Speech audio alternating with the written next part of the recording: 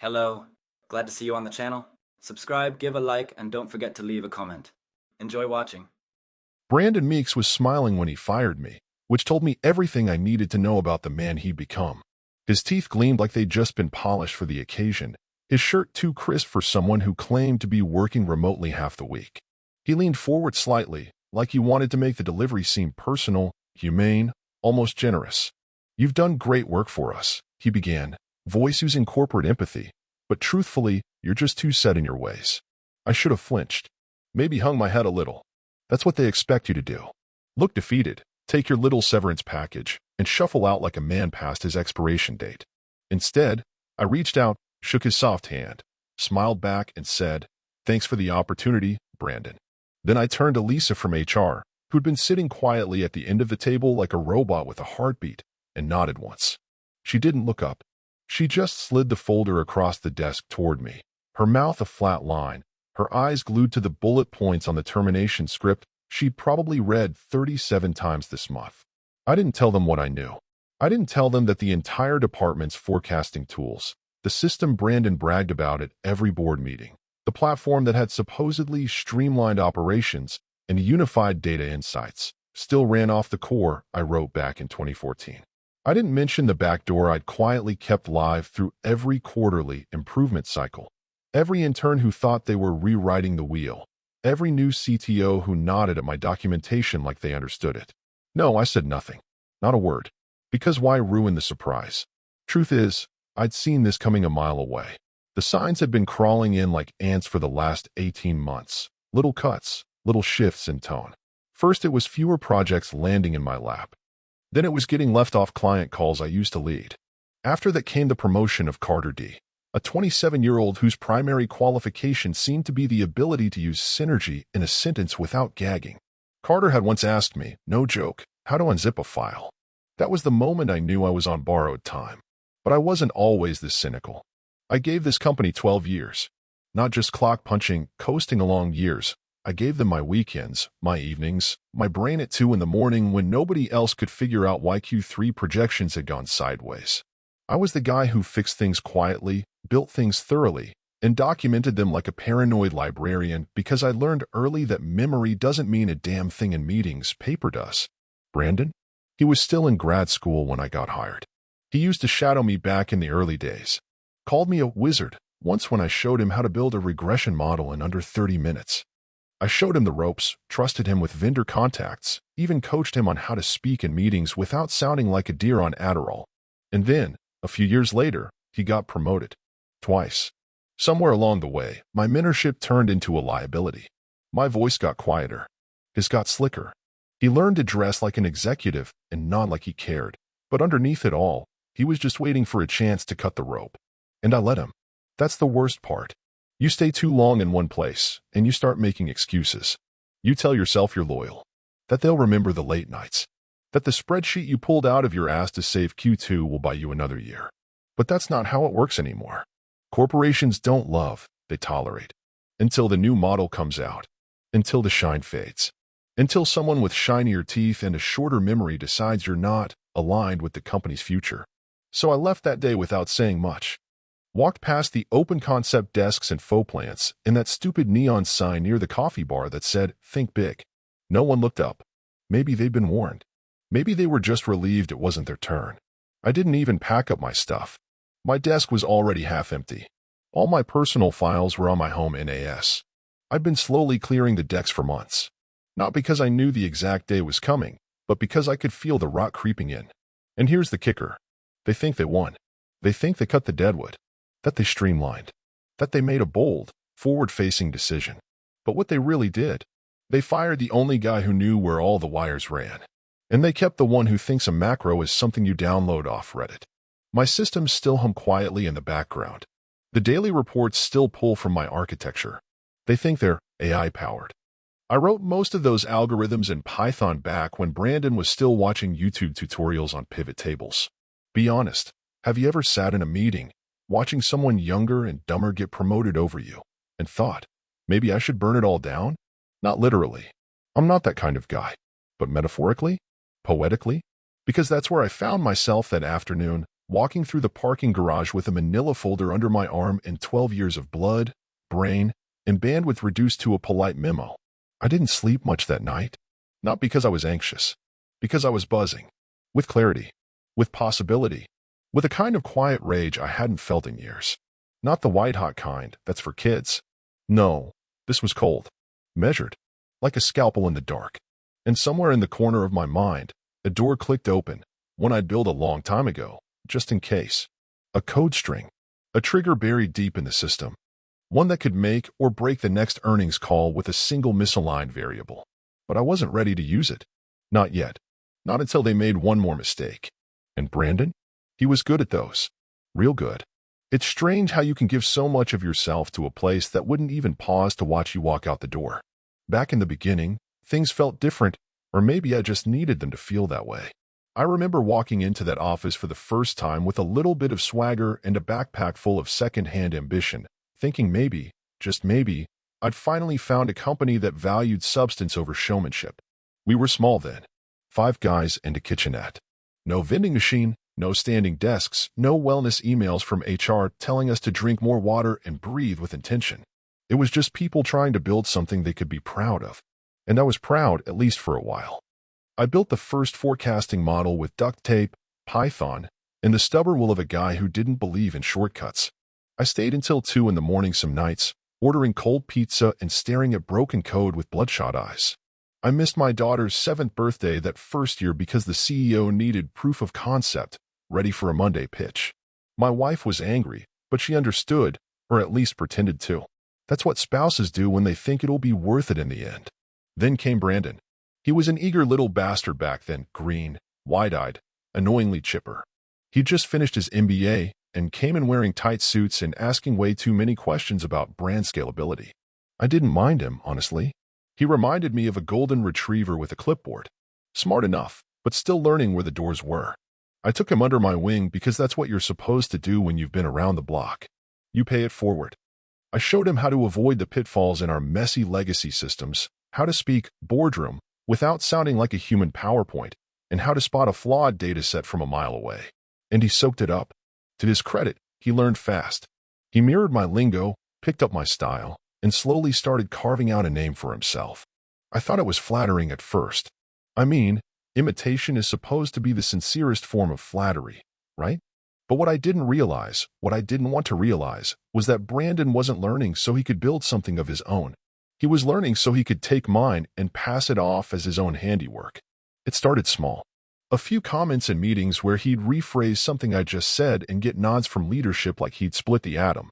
Then one day, I caught wind of a client presentation I wasn't invited to, a pitch deck where Brandon stood in front of the board and walked them through my quarterly forecast report. Not just the conclusions, the slides, the graphs, the layout, even the damn font. All mine. Word for word. Graph for graph. Copy, paste, present. And when I confronted him about it, he laughed like I was overreacting. Said something slick like, "We're a team, right? What's yours is ours." After that, it was a slow death. My projects started drying up. I got looped into fewer meetings. The quarterly bonuses I used to count on started getting restructured, while Brandon's face began showing up more and more in investor newsletters and internal memos. Then came the reorg. A consultant showed up in a slim suit, grinning like a man who got paid by the syllable, and dropped words like agile, distributed responsibilities, and hybrid synergy model. What it really meant was that my role, senior data analyst, was being evolved. The technical work? Shipped off to a Stanford intern named Felix who thought SQL was pronounced sequel and once asked me if Tableau was a kind of cheese. The strategic work? Well, that apparently didn't need me anymore either. I was moved to an advisory role, which, in corporate speak, meant I sat in a corner with no clear deliverables and just enough responsibility that firing me outright would look suspicious. But I stayed. Not because I didn't see the writing on the wall, believe me, it was written in neon, but because leaving felt like surrendering. I told myself I could turn it around, that someone would notice, that maybe, just maybe, there was still a sliver of integrity left in the system. Instead, I got a front row seat to my own slow fade into irrelevance. The day they moved my desk closer to the bathroom, I knew. They weren't going to fire me yet. They were going to let me rot out, nice and quiet, like spoiled fruit they couldn't admit to buying. And then came the email. I wasn't even looking for it. I'd been cleaning out some folders on the server one night, trying to trim the clutter, when I stumbled across an old email chain. One I'd been blind copied on months ago by accident. It was Brandon, sending my original quarterly forecast, my formulas, my commentary, my conclusions, to the CFO with nothing but his signature at the bottom. The timestamp was 2 weeks before he gave a visionary presentation that got him a feature in a trade magazine. He hadn't just borrowed my work, he'd stolen it wholesale. And that, more than anything else, made me snap. Not outwardly. I didn't storm into his office. I didn't call him a fraud in the lunchroom. I didn't even reply to the email. What I did was much quieter, much colder. I copied it. I archived it. I added it to a little folder I'd started keeping on my home drive titled Receipts. Because someday, I knew, that file might come in handy. People think betrayal is loud, slamming doors, shouted arguments, dramatic exits. But in corporate America, betrayal is silent. It's in the way your badge stops working at certain doors. In the way your name disappears from the org chart before anyone tells you. In the way a man you trained calls you outdated with a smile and a firm handshake. But I wasn't outdated. I was just patient.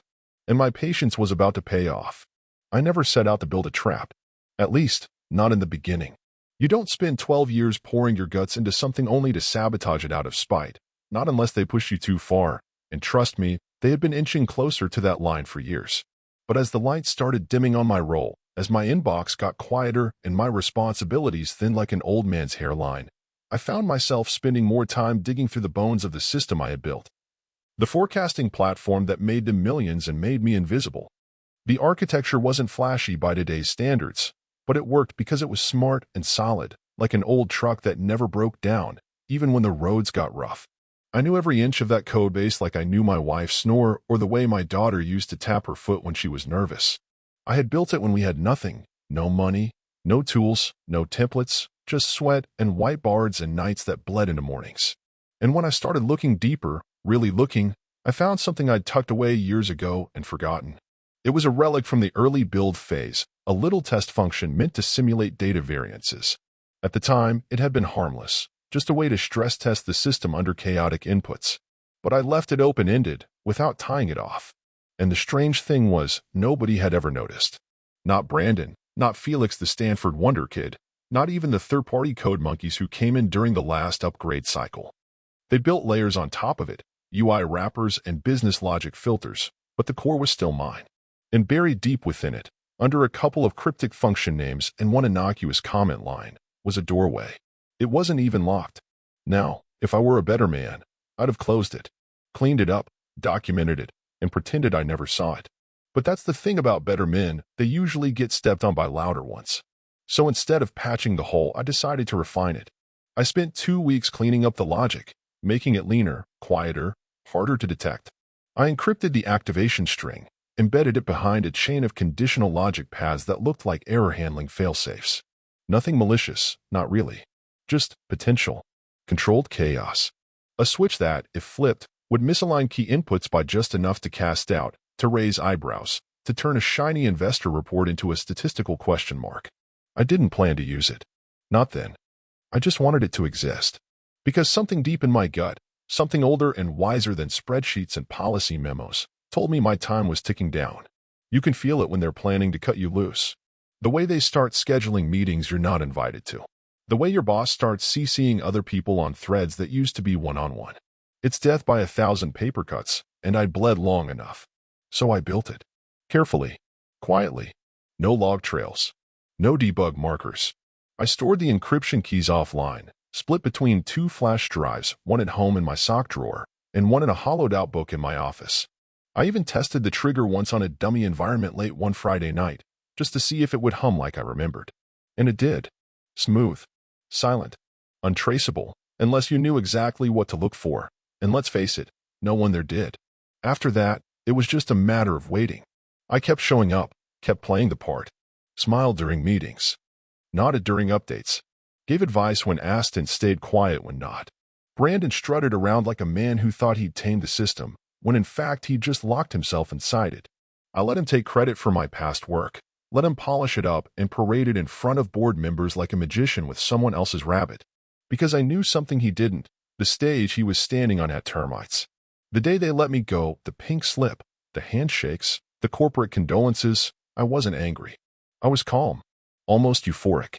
I wiped my work laptop clean, archived what I needed, and plugged in the USB I'd been carrying in my coat pocket for weeks. Not to unleash anything, no. Just to collect my pieces, say goodbye to the machine I'd built like a second home. I pulled the trigger code into a private folder, zipped it, and deleted all traces of its development history.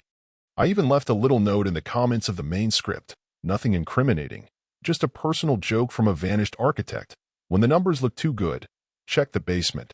Walking out of that building, I felt 20 pounds lighter.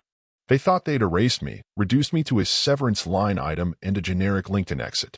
What they didn't realize was that they'd left me inside every projection they built their strategy on, every investor deck they pitched with confidence, every 5-year growth plan based on trends they didn't fully understand. I wasn't just the past, I was the foundation, and they'd never once bothered to check whether it could still shift beneath them. It wasn't about revenge at first. It was about leaving them a gift, like a rattlesnake under the porch. Quiet, coiled, patient, and if they never stepped on it, fine. But if they did, if they got too cocky, too greedy, too eager to sell my work as their own, then the bite wouldn't kill them. It would just make everything unravel. Slowly, publicly, exactly the way they deserved.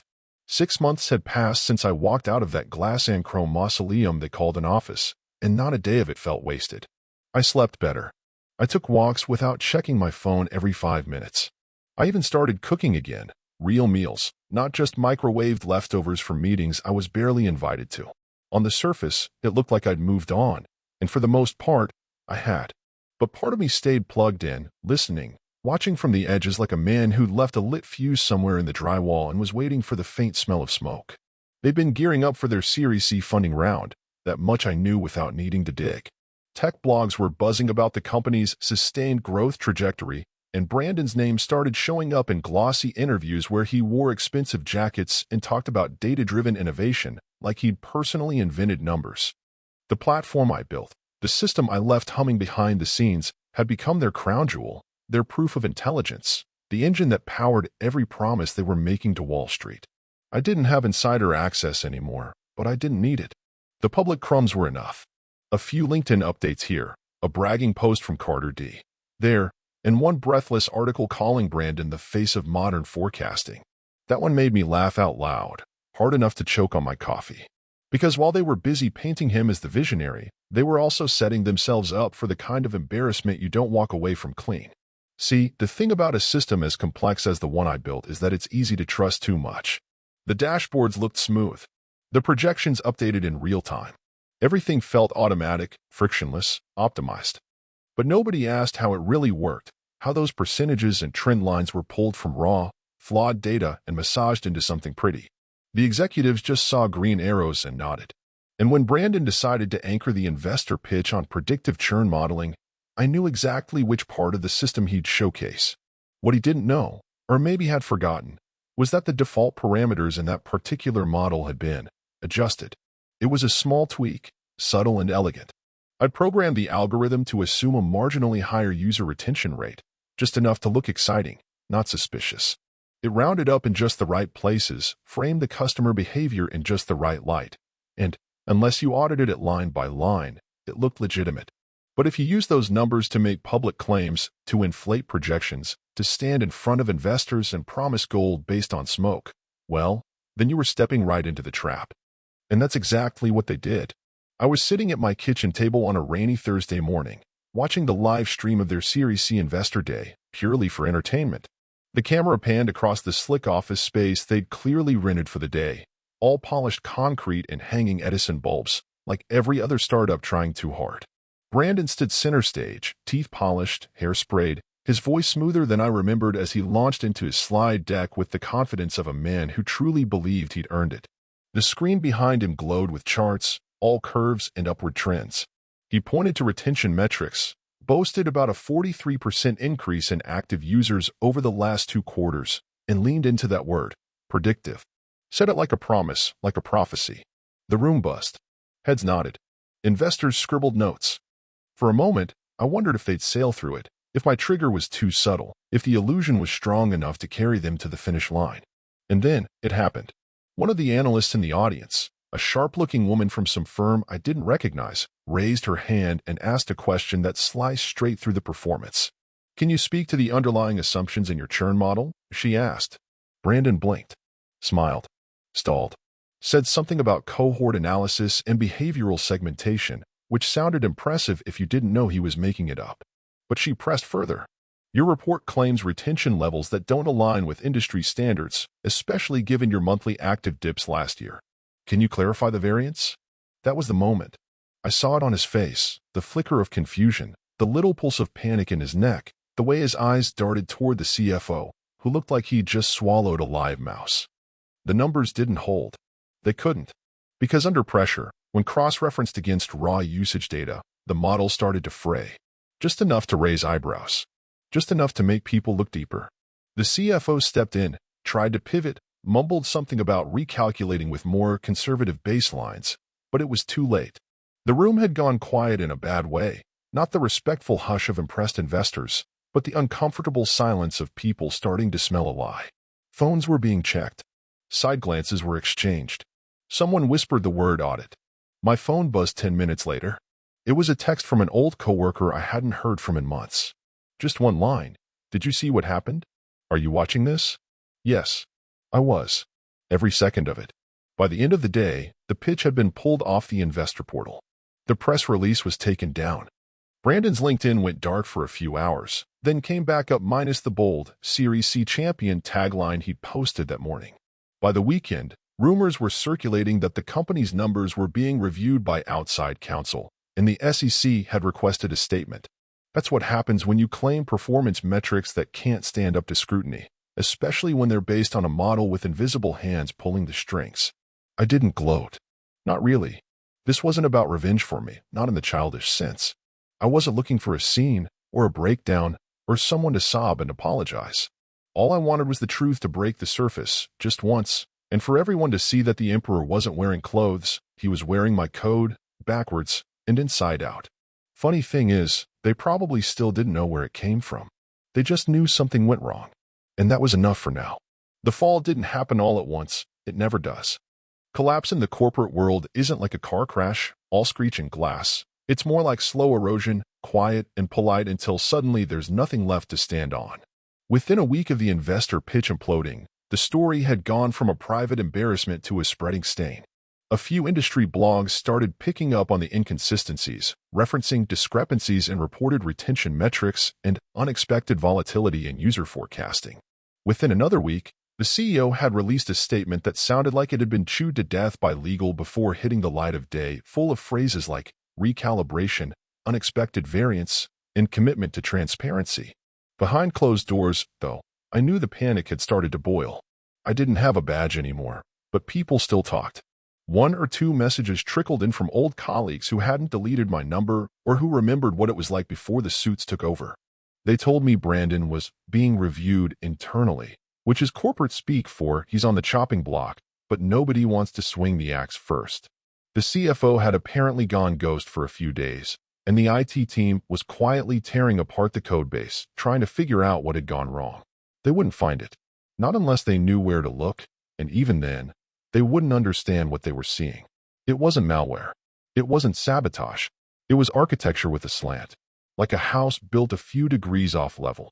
Everything seems fine until your coffee starts sliding across the table. I hadn't hacked a thing. I just stopped them from using my work like a rented tuxedo. They paraded it out, polished and tight, without knowing it came with conditions. Then came the resignations. First the VP of sales, which wasn't surprising. He was probably smart enough to jump before being pushed.